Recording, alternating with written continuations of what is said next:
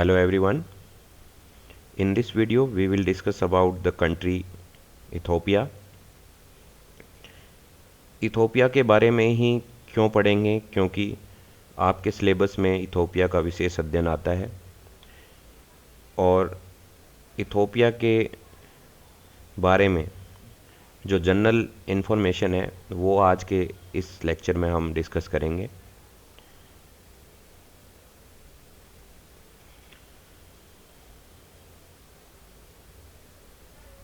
Ethiopia जो कि विश्व के बड़े देशों में से एक है और ये चेक रिपब्लिक से 14 गुना ज़्यादा बड़ा है। इसकी लोकेशन यदि हम देखें तो यह अफ्रीका के पूर्वी भाग में स्थित है और यह हॉर्न ऑफ अफ्रीका का पार्ट है। हॉर्न ऑफ अफ्रीका आप देख सकते हैं, यहाँ की आकृति यानी अफ्रीका के सींग, हिंदी में इसे कहेंगे अफ्रीका का सींग, इसकी आकृति सींग की तरह है इस क्षेत्र की। और इस इस क्षेत्र में जो कंट्रीज आते हैं उनको आप ऐसे याद रख सकते हैं। हॉर्न ऑफ अफ्रीका में जो कंट्रीज हैं उनको आप सीड्स,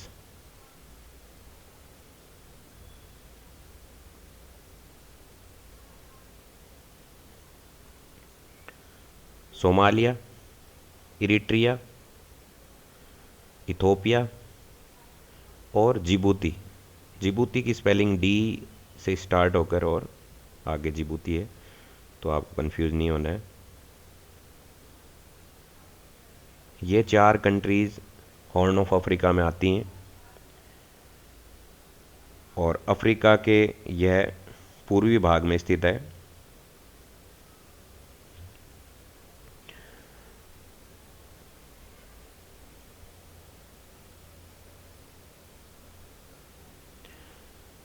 इथोपिया की राजधानी अदीस अबाबा है, जो कि अफ्रीका की डिप्लोमेटिक राजधानी भी कही जाती है और ये तीसरा सबसे बड़ा सेंटर है डिप्लोमेटिक हब का विश्व में।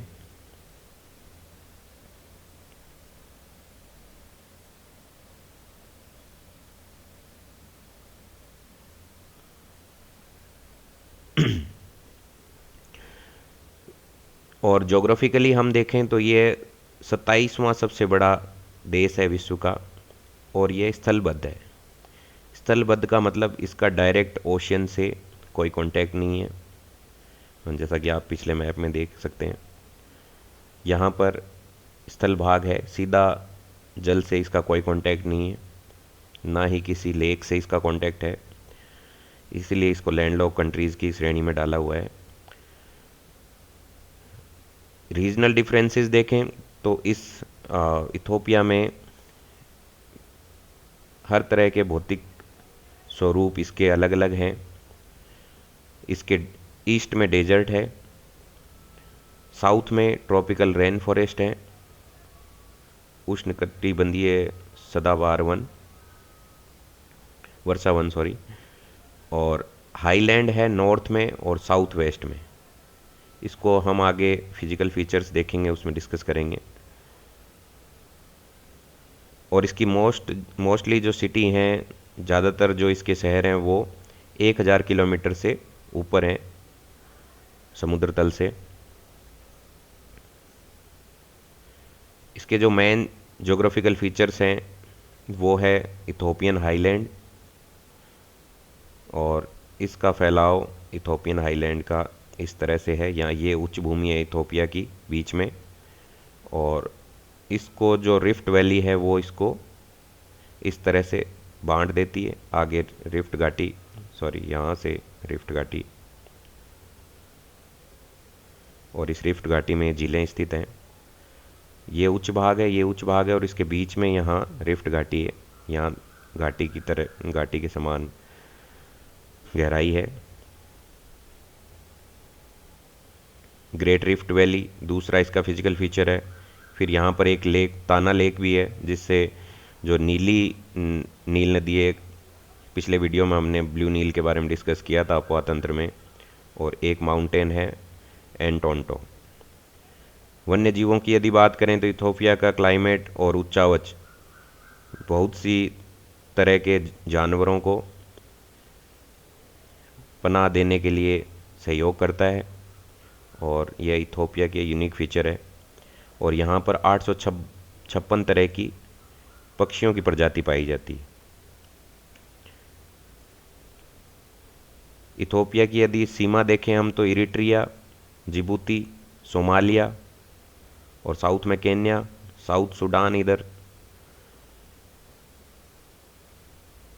साउथ वेस्ट और साउथ वेस्ट में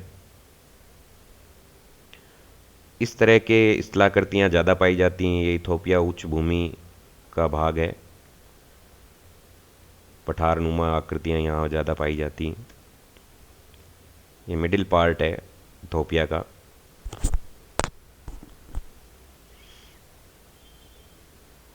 और चूंकि इसका बीच का भाग ऊंचा है तो सभी नदियाँ बाहर की तरफ निकलती हैं। आपने फर्स्ट ईयर में रेडियल पैटर्न या अरिये प्रकार, जो अपवाह का एक प्रकार होते हैं बहुत से, उनमें से एक प्रकार है, उसमें बीच की उच्च भूमि से चारों तरफ, जैसे हमारे श्रीलंका का एक उदाहरण आप देख सकते हैं, नर्मदा और महानदी नदियाँ भी इसी तरह का अपवाह तंत्र का पार्ट हैं।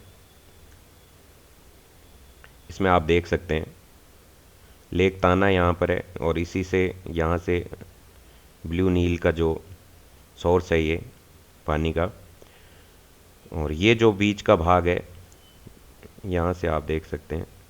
वैसे ये पूरा पार्ट ये उच्च भूमि है यहाँ की, और इसको रिफ्ट वैली ने दो बीच में से सेपरेट किया हुआ है। और इस यहाँ पर घाटी है, रिफ्ट घाटी, और इसमें बहुत सी लेक हैं, जैसे लेक लंगानो लेक है। और ये दोनों भाग ऊंचे हैं, और यहाँ से ही यहाँ से ये नदियाँ बाहर की तरफ जा रही हैं।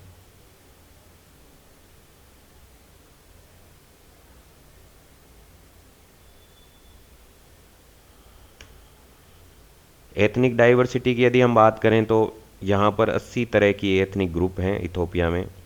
और यहाँ के जो स्टेट्स हैं वो 9 एथनिकली बेस्ड स्टेट्स हैं, और ओरोमो और अम्हारा 2 लार्जेस्ट ग्रुप हैं।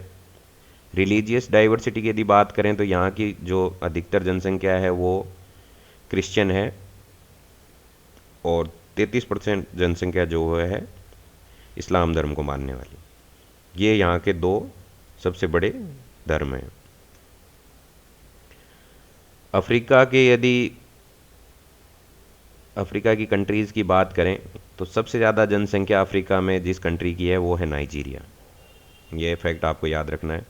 और उसके बाद में इथोपिया का नाम आता है। तो इथोपिया जो कि अफ्रीका की सभी कंट्रीज़ में जनसंख्या के हिसाब से दूसरे नंबर पर है। उसके बाद में इजिप्ट, मिस्र का स्थान आता है, और यहाँ जर्मनी, यूके और फ्रांस से इसकी तुलना की गई है कि उस अनुपात में इथोपिया की जनसंख्या कितनी है। और यदि जर्मनी से भी ज़्यादा है, हम कंपैरिजन करें तो यूके से भी ज़्यादा है और फ्रांस से भी ज़्यादा है। सेकंड मोस्ट पॉपुलस कंट्री है अफ्रीका का। और इथोपिया को ये भी माना जाता है कि यह पालना है मानव सभ्यता का और मानव के जन्म का। ऐसा माना जाता है कि मानव का जन्म यहीं से हुआ होगा, और वहाँ से फिर वो दूसरी जगह पर मानव का फैलाव हुआ। अभी हाल ही में कुछ फॉसिल्स मिले हैं इन अवशेषों से। ये काफ़ी पुराने अवशेष हैं, और इसी आधार पर माना जाता है कि ये क्रेडल ऑफ मैनकाइंड है। मानव का जो जन्म हुआ है वो पालना, क्रेडल यानी पालना, वो इसे इथोपिया को ही माना जाता है। और यहाँ से कॉफ़ी का उत्पादन काफ़ी होता है। इसके साउथ में केन्या है, यहाँ पे कॉफ़ी का काफ़ी उत्पादन होता है। यदि एक्सपोर्ट की बात करें तो वर्ल्ड में सबसे ज़्यादा एक्सपोर्ट ब्राज़ील करता है। ये भी एक फैक्ट है, आपको याद रखना है। फिर वियतनाम, इंडोनेशिया, कोलंबिया और फिर इथोपिया। तो विश्व में 5वें नंबर पर है ये कॉफ़ी के एक्सपोर्ट करने में, और अफ्रीका में ये पहले नंबर पर है कॉफ़ी के एक्सपोर्ट करने में। और इंडिया का स्थान 7वां है विश्व में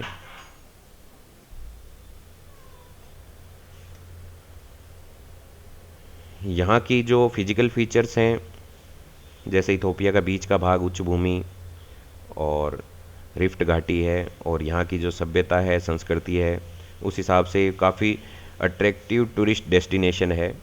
और इसे 2005 में वर्ल्ड का बेस्ट टूरिस्ट डेस्टिनेशन भी घोषित किया गया था। यहाँ पर काफ़ी दर्शनीय स्थल हैं। यहाँ की सभ्यता जो है और संस्कृति है वो पर्यटकों को काफ़ी आकर्षित करती है।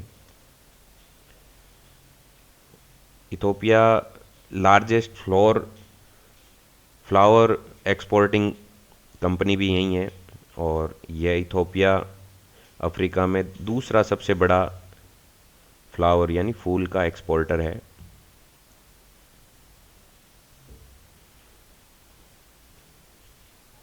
यहाँ पर हाइड्रो इलेक्ट्रिसिटी के लिए भी काफ़ी संभावनाएं हैं, और अभी यहाँ पर एक डैम बन रहा है जो कि हाइड्रो इलेक्ट्रिसिटी